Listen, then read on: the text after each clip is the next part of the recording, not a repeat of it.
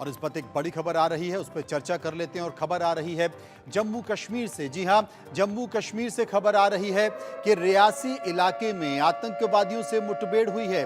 सुरक्षा बलों ने इस पूरे इलाके की घेराबंदी कर दी है। आपको यह भी बता दें कि कल शाम को भी यह खबर आई थी, वहां भी कल शाम को भी रियासी इलाके में ही आतंकवादियों से मुठभेड़ हुई थी और वहां भी सुरक्षा बल काफी समय से तैनात हो गए थे। आतंकवादियों को ढूंढने की कोशिश कर रहे थे, लेकिन घने जंगलों के कारण आतंकवादी उन जंगलों में छुप गए थे। लेकिन कई घंटों से सुरक्षा बल लगातार वहां पर गश्त कर रहे थे, आतंकवादियों को ढूंढने की कोशिश कर रहे थे। और एक बार फिर से खबर आ रही है कि सुरक्षा बलों के साथ आतंकवादियों की मुठभेड़ हो गई है, यानी कि जो आतंकवादी घने जंगलों में छुप गए थे, उन आतंकवादियों को सुरक्षा बलों ने घेर लिया है और घेर कर फिर से मुठभेड़ शुरू हो गई है।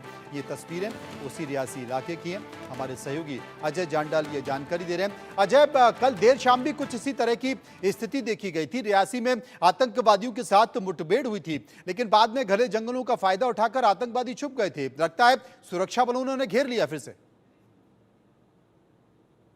जी मनोज, बिल्कुल आपको बता दूं कि रियासी का ये चशाना इलाका है, जहां पर बीती शाम जो है वो मुठभेड़ शुरू हुई थी। दरअसल 2 से 3 आतंकियों के वहां पर मौजूद होने की खबर के बाद जम्मू कश्मीर पुलिस और सेना ने एक ऑपरेशन लॉन्च किया था। 2 बजे कल दोपहर को ऑपरेशन लॉन्च हुआ और देर शाम जो है आतंकियों के साथ मुठभेड़ शुरू हुई।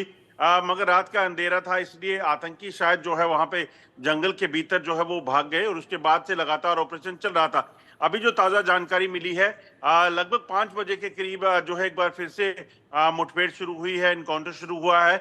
ये आतंकी जो है जंगल में एक बार फिर से स्पॉट हुए हैं और फिर से सुरक्षा बलों के जवान, जिसमें जम्मू कश्मीर पुलिस के स्पेशल ऑपरेशन ग्रुप और सेना का जो स्पेशल फोर्सेस के जवान हैं, उन्होंने जो है वो यहाँ पे ऑपरेशन चलाया हुआ है।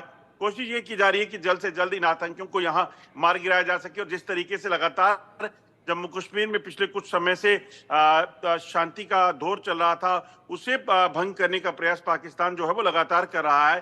तो ऐसे में कहीं ना कहीं कोशिशें जारी हैं, मुठभेड़ चल रही है और कोशिश की जा रही है कि जल्द से जल्द इनको मार गिराया जा सके। अजय, जिस तरीके से पहले चरण का मतदान खत्म हुआ है, दूसरे चरण का मतदान होना है, तो निश्चित तौर पर कि आतंकवादी जो कि पाकिस्तान की तरफ से आए होंगे, स्वाभाविक तौर पर छुपे हुए हैं, वो चाहते हैं कि दूसरे चरण में कम से कम दहशत फैलाई जाए, क्योंकि पहले चरण का मतदान करीब करीब शांतिपूर्ण तरीके से संपन्न हुआ।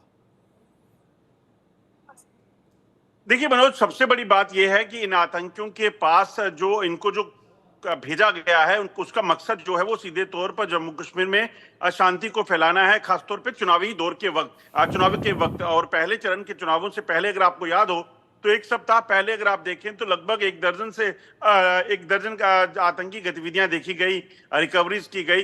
ये दरअसल तब वो इस चीज को सुनिश्चित किया कि आतंकी जो हैं किसी भी तरीके से जंगल में जो छुपे हैं वहां से बाहर निकलने का प्रयास अगर करें तो उनको मार गिराया जा सके।